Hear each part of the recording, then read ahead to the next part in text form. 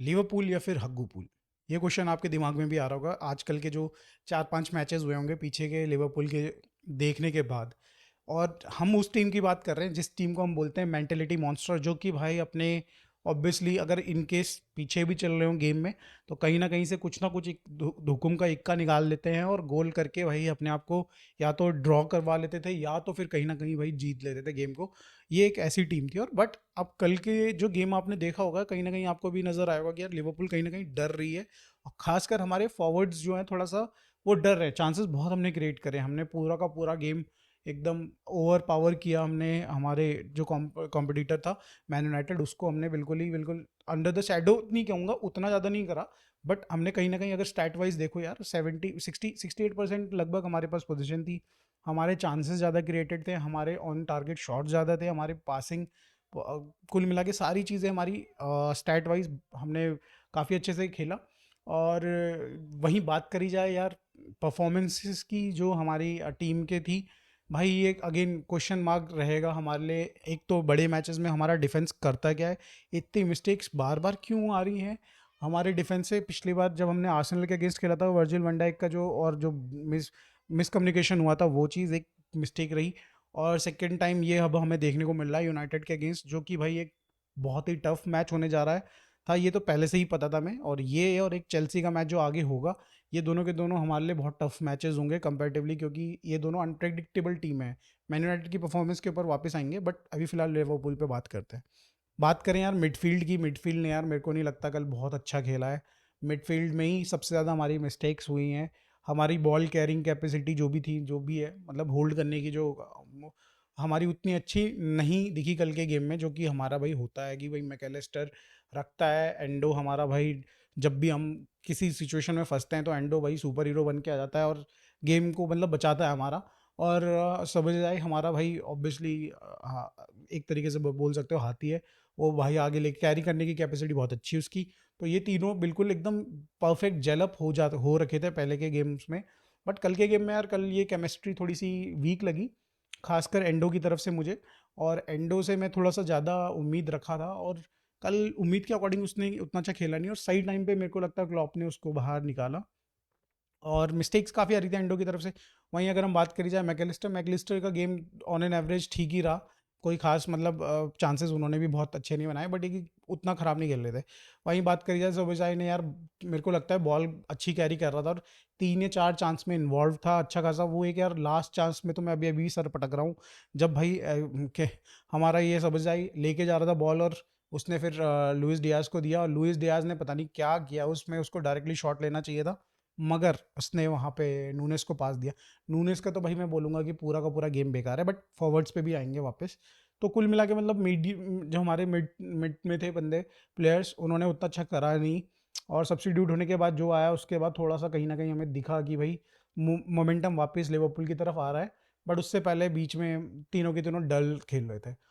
बात कर लेते हैं भाई फॉरवर्ड्स के बारे में, जिनसे मैं काफ़ी ज़्यादा खफा हूँ। और कम सभी को होना भी चाहिए यार, इतने चांसेस आपने बनाए, ऑलमोस्ट 7 बड़े चांसेस 8 बड़े चांसेस बनाए थे और उसमें से कन्वर्ट सिर्फ 2 ही हो पाए, जिसमें से एक तो भाई पेनल्टी ऑब्वियसली। तो यार कल साला ने भी बहुत अच्छा नहीं खेल पाया, कल बहुत ही एवरेज गेम रहा साला का। वहीं अगर हम बात करें नूनेस, तो कल नेगेटिव भाई उसका तो कंट्रीब्यूशन नेगेटिव था बिल्कुल ही। अच्छे अच्छे रन्स निकाले उसने बिल्कुल, मैं क्या मानना पड़ेगा, 2-3 रन उसने बहुत अच्छे निकाले। बट फिर फाइनली जब गोलकीपर 1-on-1 की बारी आई तो फिर क्या साला टांगों पे ही बस दिखा गया, टांगों पे ही मारना है फिर हाथ में ही मारना है। मतलब क्लियरली कल मेरे को लगता है नूनेस का एक वर्स्ट गेम हो सकता है पूरे सीजन का।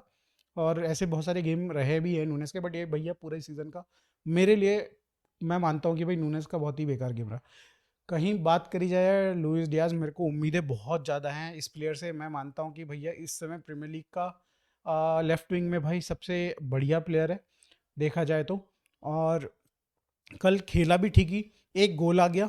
बट उसके बाद यार कहीं ना कहीं 1-2 चांसेस जो उनको मिले थे जो कि उनको सीधा गोल में बरी करने चाहिए थे, वहाँ पे या तो अपना जो कि एक वॉली आई थी सीधा टांग पे आई थी, और वॉली नहीं थी मतलब जैसे भी आई थी वो गोलकीपर से, तो वो गोल के अंदर जाना चाहिए था जो कि एकदम पोल से जस्ट ऊपर निकल गई। बट उससे ज़्यादा इंपॉर्टेंट जिसमें चांस की बात कर रहा था सोबोस्लाई ने बनाया था, उस चांस को इनको खुद ही ट्राई करना चाहिए था लुइस डियाज को कि भाई वो शूट ट्राई करते, अगर रिबाउंड होके आती तो भैया सोबलिजाई और हमारे नूनेस भाई भी था जो कि कुछ कर सकता था वहाँ पे, बट ये कि इन्होंने ट्राई नहीं किया और वो बहुत गंदा सा पास बना के नूनेस को दे दिया, नूनेस ने तो हक ही दिया उसमें। But in the and Liverpool की तरफ से कल उतनी कमिटमेंट नहीं दिखाई दी जिसका भाई फ़ायदा उठाया यूनाइटेड ने। यूनाइटेड अगेन यार, यूनाइटेड की बात करी जाए तो यार यूनाइटेड मोमेंट्स पे खेलने वाली टीम है, और करेंटली मतलब अभी जो करंट जो प्लेयर्स हैं या फिर करंट जो फॉर्म है उनका, वो सिर्फ मोमेंट्स पे खेलने वाली टीम की तरह खेल रहे हैं अभी तो फिलहाल। अब जब पहले की टीम की बात छोड़ दे जाए तो यार यूनाइटेड का कल का गेम भी अगेन वही थोड़ा दबा दबा सा खेल रही थी। बहुत ज़्यादा चांसेस फर्स्ट हाफ में तो यार बिल्कुल ज़ीरो शॉट्स ऑन टारगेट, और सेकंड हाफ में उन्होंने थोड़ा बहुत गेम अच्छा किया अपना, मगर यार मोमेंट्स पे खेलने का उनको जो तरीका है वो काफ़ी इफेक्टिव भी है अगर देखा जाए तो। 2-3 ही मोमेंट्स इनको मिले और उन 2-3 में उन्होंने 2 गोल मार दिए।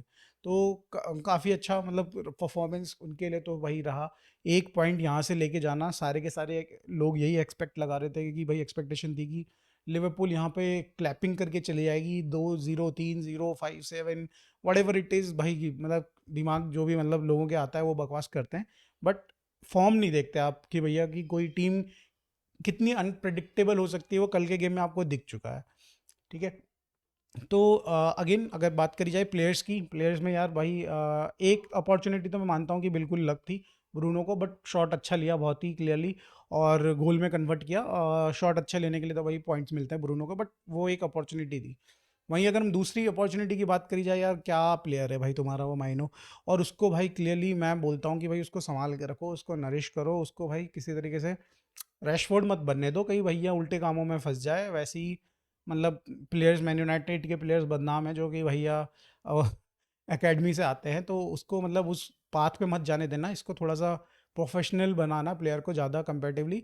और प्लेयर अच्छा मिल गया है और इसको भी निचोड़ ही लेंगे, जैसे हम लोग भाई एज अ बार्सिलोना या फिर लिवरपूल में अपनी यूथ को निचोड़ रहे हैं, ऐसे तुम भी निचोड़ो भाई, ये भी तुम्हारे जब तक प्लेयर्स आते नहीं है। तो ये तो रही बात उसकी, बट यार वो जो सेकंड गोल या फिर जो क्या है हम पेनल्टी की बात करें, भाई वो पेनल्टी किस हिसाब से पेनल्टी लग रही थी यार, मुझे समझ में नहीं आया। वैर वाले तो यार वीएआर वाले तो नशे करके बैठे थे, मुझे समझ में नहीं आ रहा क्या देखा भी नहीं क्या उन्होंने, उस रिप्ले को तक नहीं देखा गया और बहुत जल्दी मेरे को लगता है कि भाई वहां से आंसर भी आ गया था। और मुझे लग रहा है कि शायद से उनसे भी एक बहुत बड़ी गलती हुई कि उन्होंने फ्रंट एंगल नहीं देखा। और जब हमको भी पर्सनली जब यार जो पहला रीप्ले दिखाया था वो बैक एंगल से दिखाया था, जिसमें क्लियरली लग रहा था कि उसके पाँव पे बॉल लगी और पाँव पे उसकी जो भी है टैकल लगा है और वो गिरा है बंदा, तो हमने भी बोला भाई पेनल्टी पेनल्टी पेनल्टी बिल्कुल पेनल्टी। मगर जब फ्रंट का एंगल दिखा तो भाई उसका तो टांग टच भी नहीं हुई भाई उसकी टांग उस पर। तो एक बहुत बड़ा क्वेश्चन आता है कि भाई वीएआर क्या कुछ देख रहे थे नहीं देख रहे थे। एक इससे मुझे एक ध्यान सा आ रहा है कि कोई एक बार्सिलोना का गेम था या फिर प्रीमियर लीग का ही गेम था जहाँ पे वीएआर से मिस्टेक हो गई थी गलती से, कि उन्होंने गलत डिसीजन दे दिया था और उसके बाद वो ओवरटर्न नहीं कर सकते, ये सोच के उन्होंने मतलब वो डिसीजन को ओवरटर्न नहीं किया। तो यहाँ पे भी वही मुझे लगता है मिस्टेक हुई कहीं ना कहीं वीआर से, और इंटरवीन कर लेना चाहिए था कि भाई गलत डिसीजन हमसे भी हो गया है, हम भी भाई बेवकूफ़ आदमी लोग हैं। बट ये कि हम लोग अब दोबारा से ठीक करना चाहते हैं तो 1 मिनट के लिए रोक लेते गेम को, क्या ही फ़र्क पड़ जाता। तो एटलीस्ट करना चाहिए, मेरे को तो लगता है कि भाई कर लेते और सिचुएशन कंट्रोल में आ जाती। बट ये कि अब इस समय वीआर का सिर्फ प्रसाद सिर्फ लिवरपूल ही क्यों चखे भाई, यूनाइटेड को भी मिलना चाहिए। लिवरपूल को पिछले 2-3 गेमों में मतलब हमने भी दिखाया है भाई ये वाला इनका प्रसाद, हमारे भी भैया सिचुएशन बहुत ही ख़राब रही है और वीआर से हम भी भाई एकदम पीड़ित लोग हैं बिल्कुल वीआर में। तो यूनाइटेड को भी थोड़ा बहुत मिलना चाहिए इनका प्रसाद और वो मिला भी, तो ठीक है। आई बिलीव सो कि ये इक्वल, ये अगर बराबर बंटता रहे सब प्लेयर्स सब टीम्स में तो ठीक है, कोई दिक्कत नहीं है।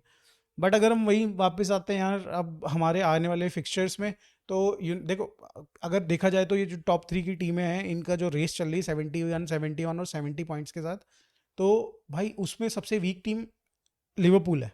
बट किस्मत अच्छी ये है कि भाई हमारे फिक्सचर जो है उतने ख़राब नहीं है। हमारा पहला फिक्सचर होगा स्पर के साथ और फिर उसके बाद एस्टन विला और वेस्ट हैम के साथ। तो मुझे लगता है कि एस्टन विला और वेस्ट हैम का गेम हम शायद से निकाल भी लें। स्पर के साथ थोड़ा सा कॉम्प्लिकेशंस बढ़ जाती हैं, बट अगेन मेरे को लगता है चांस है कि हम निकाल लेंगे वो गेम। बट जो बाकी 2 टीमें हैं अगर हम बात करें पर्टिकुलरली आर्सेनल की यार भाई Chelsea, Aston Villa, West Ham, Spurs, इनके साथ मैच है। वेस्ट हैम के नहीं, सॉरी, एस्टन विला, स्पर्स और चेल्सी के साथ मैच है, और इसके साथ यूनाइटेड का भी मैच है, उनका आखिरी मैच वैसे यूनाइटेड के साथ है। तो ये कहीं ना कहीं फंस सकता है। सिटी की अगर बात करी जाए तो स्पर्स के साथ उनका भी गेम है, और ब्राइटन, चेल्सी, वेस्ट हैम, उनका भी उनके साथ भी मैचेस हैं।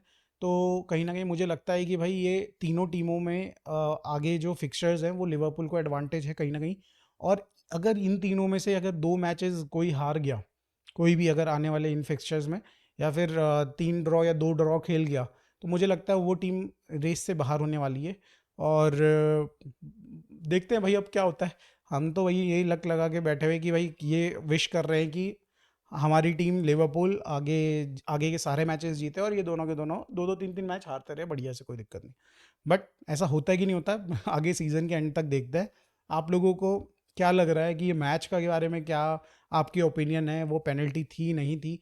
प्लीज़ कमेंट में बताइएगा ज़रूर। वीडियो अच्छी लगी होगी तो लाइक करिएगा, चैनल को सब्सक्राइब करिएगा। मिलते हैं फिर नेक्स्ट वीडियो में, फिर बाय।